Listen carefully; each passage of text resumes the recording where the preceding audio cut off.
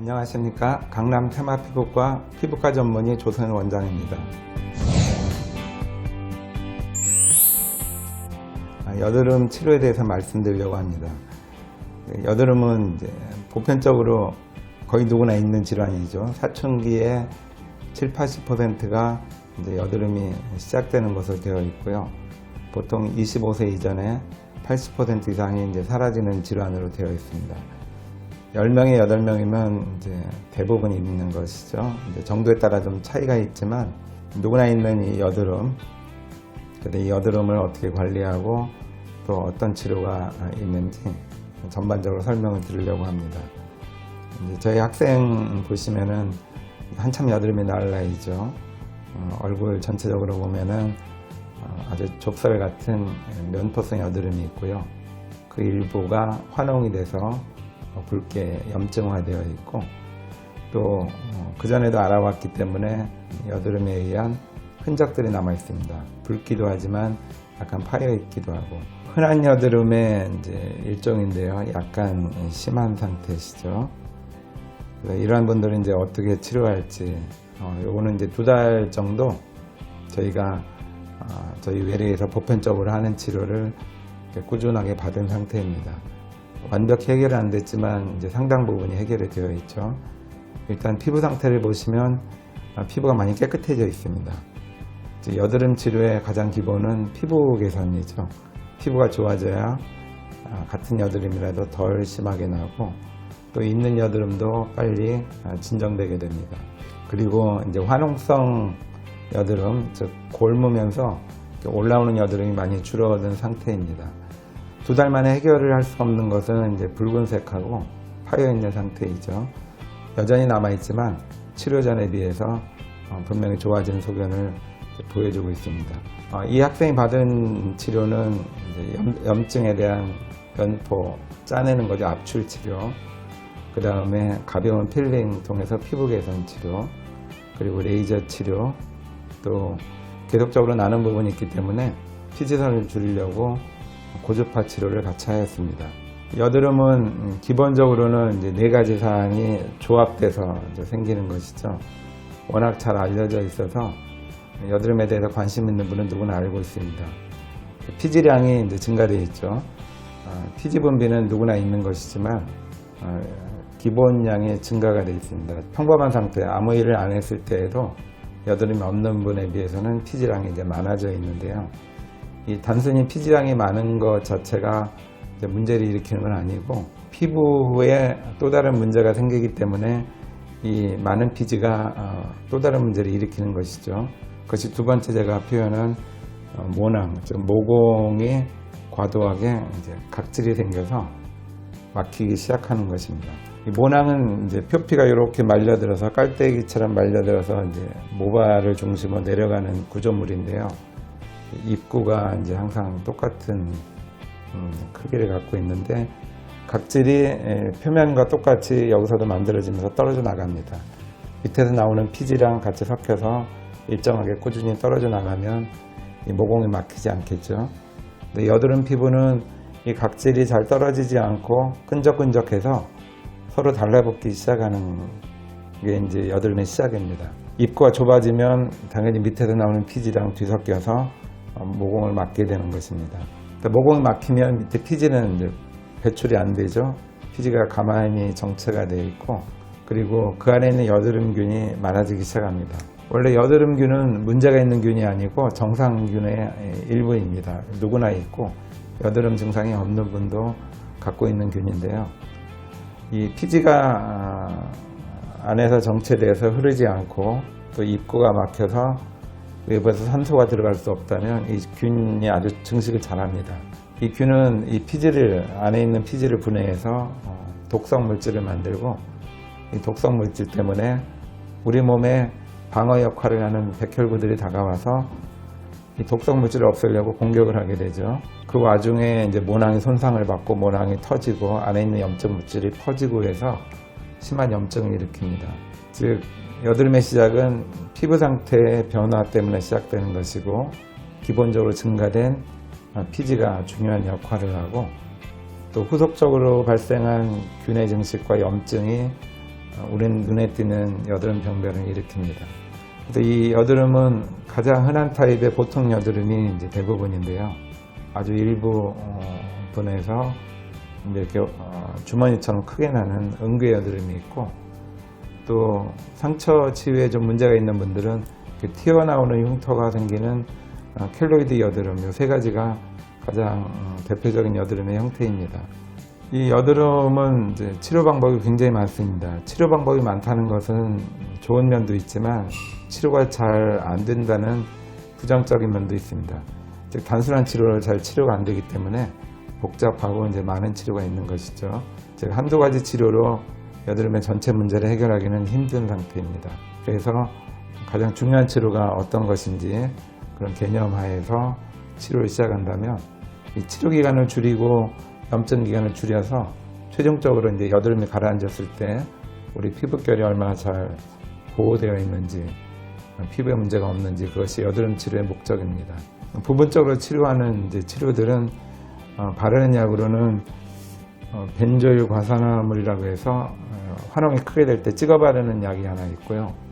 그 다음에 예전부터 오래 써오던 이제 국소 항생제, 그 여드름균에 대한 억제 효과를 나타내는 이제 항생제가 있죠. 근데 아까 이제 말씀드린 바대로 피부 문제가 해결이 안 되면 다른 문제를 해결하기가 쉽지가 않습니다. 이 약들은 균에 대한, 또 염증에 대한 치료이고 피부 개선에 대한 치료에 한계가 많습니다. 레티노이드는 피부 개선을 같이 할 수 있는 유일한 약제이죠. 그래서 요새 많이 사용하는 약제들인데요. 레티노이드를 바르면 각질이 좋아지면서 어느 정도 피지량도 줄이고 균도 억제할 수 있는 아주 획기적인 약 중에 하나입니다. 보편적으로 가장 많이 쓰는 약제라고 보시면 되겠습니다. 그 다음에는 이제 아젤라산이라고 해서 검은색과 또 화농 여드름이 같이 있는 분들, 즉 피부색이 어두운 분은 여드름 자국이 검게 되죠. 그런 분들에게 아주 좋은 아젤라산이 있고요. 비누에도 들어있고 또 여드름 화장품에도 많이 들어있는 살리실산 성분들이 있습니다. 흉터가 남을 수 있는 이제 급박한 상황에서는 스테로이드를 이제 병변에 주사하는 방법이 하나 있죠. 그 다음에 곪은 거는 짜내는 게 제일 좋습니다. 물론 이제 잘 짜야 되겠죠. 잘못 짜서 안에서 터지면은 이제 일이 훨씬 커지는데요. 어쨌든 깨끗하게 짜내는 것은 굉장히 중요합니다. 그 외에 광선 치료와 레이저 치료를 이제 국소적으로 이제 치료를 시행하게 됩니다. 전체 치료, 온몸에 이제 영향을 줄 수 있는 치료로는 항생제를 복용하는 것과 또 먹는 레티노이드가 있죠. 피지 조절제로 알려져 있는 레티노이드를 이제 먹는 방법이 있고, 일종의 피임제나 아니면 이제 스테로이드를 복용할 수도 있습니다. 즉 중증의 여드름에는 이제 종종 사용하는 방법이고, 물론 단기간 사용해서 그 순간을 이제 넘기는 것이죠. 이런 전신적인 치료 두 가지 방법이 있습니다. 국소 치료, 전신 치료. 저희가 하는 이제 여드름 치료의 이제 방향이 있는데요. 아까 말씀드린 대로 약은 필요할 때 이제 꼭 사용하는데 결국 약으로는 해결이 쉽지는 않습니다.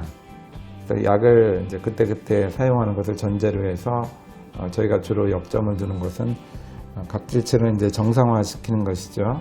각질층을 좋아지게 하면 모공이 덜 막힙니다. 제일 근본적인 치료긴 한데 영구적으로 이제 덜 막히게 하는 방법이 없기 때문에 이 치료를 반복하는 의미입니다. 두 번째는 이제 염증 기간을 줄이는 것이죠. 우리 눈에는 이제 붉은색으로 나타나는데요.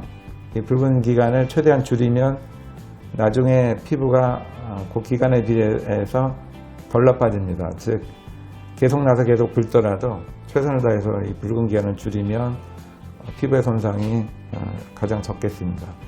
세 번째는 이제 흉터가 생겼을 때, 파이거나 올라왔을 때 언제 치료하는 게 좋은지, 일찍 치료하는 것이 가장 좋습니다. 흉터가 막 생겼을 때에는 어떤 이제 치료에 대해서 반응이 굉장히 좋은 때죠. 조직이 활발하기 때문에 치료에 대한 반응이 아주 좋습니다. 그래서 오랫동안 기다려서 붉은색이 사라졌을 때 치료하는 것보다 최근에 생겨서 눈에 막 띌 때, 그때 치료하는 것이 아주 효과가 좋습니다. 치료의 첫 번째 단계인 이제 각질층을 좋아지게 하는 것으로는 가벼운 필링이 최선입니다. 즉 각질층을 정상으로 바꾸는 것이죠. 정상 각질은 얇고 밑에 살아있는 피부층은 두껍습니다. 이것을 이제 필링을 통해서 원래의 상태대로 천천히 바꾸는 과정이고요. 화농성이나 또 면포성 구별 없이 다 좋아지게 할 수 있습니다. 이 각질층이 회복이 되면 이제 보습력이 좋아집니다. 수분이 외부로 잘 빠져나가지 않기 때문에 피부 내 수분량이 충분하기 때문에 각질이 잘 안 두꺼워집니다. 우리 각질층은 건조해지면 잘 안 떨어지기 때문에 각질이 이제 모공을 더 잘 맞게 되는 것이죠. 그래서 이 필링 과정으로 보습 기능을 다시 회복시키면 잘 안 두꺼워집니다. 집에서 이제 조심하실 것이 있는데요. 각질이 두꺼운 거는 이제 문제를 일으키는 것이 맞죠. 그런데 이것을 의도적으로 벗기는 스크럽 같은 것들을 하시면 나중에 더 문제를 심각하게 만듭니다. 차라리 이럴 때는 이제 보습을 잘 하시는 것이 훨씬 좋고요. 보습을 잘하는 의미는 건조함만 없어지는 정도로 보습하시는 것이 좋습니다. 보습을 과도하게 하시면은 모공이 더 잘 막히게 되었습니다. 각질이 팽창해서 모공을 좁게 만들기 때문에 약한 보습, 건조하지 않을 정도의 보습만 잘 하시면 좋겠습니다. 그리고 여드름 있는 분들이 종종 세안을 길게 하죠. 피지가 많고 지저분해서 이제 온다라는 생각을 많이 갖고 계신데요. 사실이 아니죠. 피지는 꼭 필요한 것인데 이 세안을 너무 열심히 해서 표면에 있는 피지까지 다 닦으시면 우리 약산성의 균형이 깨집니다. 피부가 약산성에서 알칼리로 바뀌면서 피부가 더 건조해지죠. 그러면 아까와 같은 더 나쁜 결과를 초래할 수 있기 때문에 세안은 가능하면 짧게 간단하게 하시는 것이 좋습니다. 우리가 세안을 하면 누구나 이제 일시적으로 알칼리화 됐다가 약산성으로 돌아가는데요. 여드름처럼 염증이 심한 분들은 복귀 시간이 굉장히 늦어서 오랜 시간 동안 약산성을 회복하지 못합니다. 그래서 세안은 짧게 하시고 보습을 잘 하시는 것, 이게 이제 댁에서 하실 가장 중요한 과정이라고 보시면 되겠습니다. 두 번째는 이제 염증 기간을 줄이는 방법인데요. 아까 말씀드린 대로 염증 기간을 최소화하는 것이 가장 중요하겠죠. 붉은색을 줄이는 것이 최선입니다. 그래서 저희는 이제 가장 대표적인 치료로 레이저를 사용합니다. 레이저는 붉은색도 줄이고 또 염증 반응을 빨리 끝나게 합니다. 붉은색이라는 것은 혈관이 커져서 생기는 증상인데요. 혈관 크기를 줄이면 그 큰 혈관에서 나오는 백혈구 양이 줄어서 염증이 빨리 끝나게 됩니다. 그래서 이제 주기적으로 레이저 치료를 규칙적으로 하시면 미용적으로도 좋지만 피부에도 굉장히 도움이 많이 됩니다. 만약에 여드름이 해결이 안 되고 계속 나는 경우가 있죠. 25세가 넘어가면 저희가 성인형 여드름이라고 이제 따로 분류하는데요. 이 성인형 여드름은 단순히 피지가 많은 그런 원인뿐만 아니라 우리 몸에서 분비하는 스트레스 호르몬이 영향을 줄 수 있습니다. 몸이 필요해서 분비하는 스트레스 호르몬이 피지량을 더 증가시켜서 상황을 악화시키는 것이죠.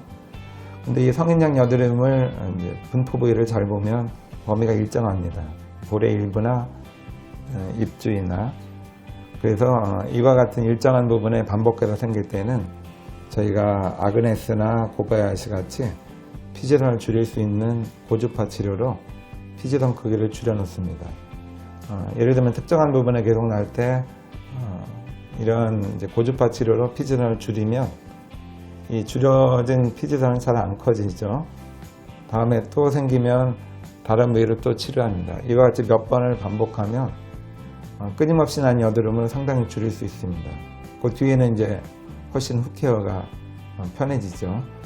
그래서 이 고주파 치료는 저희가 해결하지 않는 만성 또 재발성 성인형 여드름에는 굉장히 중요한 치료로 시행하고 있습니다. 그리고 세 번째, 아까 흉터에 대한 말씀인데요. 일찍 치료하는 것이 최선입니다. 파였거나 올라왔든지 생겼을 때 몇 주 이내에 치료를 시작하시면 약간의 치료로, 짧은 횟수의 치료로 속히 진정시킬 수 있습니다. 만약에 오래 두셔서 이 붉은색이 사라지면 조직이 단단해지면서 어떤 치료에 대해서 반응이 굉장히 떨어지게 됩니다. 치료가 굉장히 길어지고 효과가 적어지는 것이죠. 마지막으로는 피지 조절제로 알려진 그 레티노이드 복용에 대해서 여러분들이 처방을 원하고 또 처방을 받고 계신데요. 그 약에 대해서 잠깐 설명드리겠습니다. 이 레티노이드는 굉장히 중요하고 좋은 약입니다. 그렇지만 이 약을 드시려고 계획을 하신다면 항상 혈액 검사를 하고 드시는 것을 권해드립니다. 의무이기도 하고 필수이기도 합니다. 왜냐하면 이 약제가 이러한 혈액 성분의 일부에 영향을 줄 수 있기 때문입니다.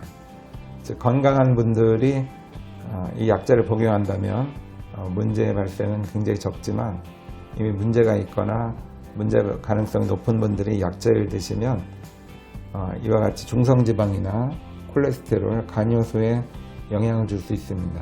따라서 저희가 이 약제를 처방을 원하시면 반드시 혈액검사를 먼저 권해드리고 2, 3일 뒤에 혈액검사 결과를 보고 약제를 정해진 기간 잘 드시면 안전하게 복용할 수 있겠습니다. 특히 이제 젊은 여성분들이 약제를 많이 원하시는데요. 이 약제는 반드시 피임이 필요한 약제입니다. 복용 한 달 전부터 임신 가능성이 없는 걸 확인하고 약제를 다 복용하고 한 달 뒤에까지 확실히 임신을 피해야 되거나 피임을 하셔야 됩니다. 이러한 점을 꼭 고려해서 약제를 드시면 굉장히 좋은 효과로 안전하게 드실 수 있겠습니다. 여드름 치료를 다시 요약해드리면 자기 증상에 맞는 치료를 받는 것이 중요하겠죠. 성인형인지 아니면 보통 여드름인지 또 켈로이드성인지 이와 같은 증상에 맞는 치료가 따로 있고요. 그 다음에 일찍 치료하는 것이 좋습니다. 그리고 약물 복용 시에 말씀드린 대로 필요한 약들은 꼭 검사를 받으신 뒤에 또 임신 확인 여부를 거치신 뒤에 약을 드시는 것이 굉장히 안전합니다. 그리고 여드름은 건강한 습관하고 아주 관련이 많습니다. 습관이 나쁘면 당연히 여드름이 심해지니까 본인이 치료에 전념하는 것만큼 규칙적인 생활과 또 여드름을 악화시키는 잘 알려진 상황들이 있으니까 이런 것들을 피하시는 것이 상당히 중요하겠습니다.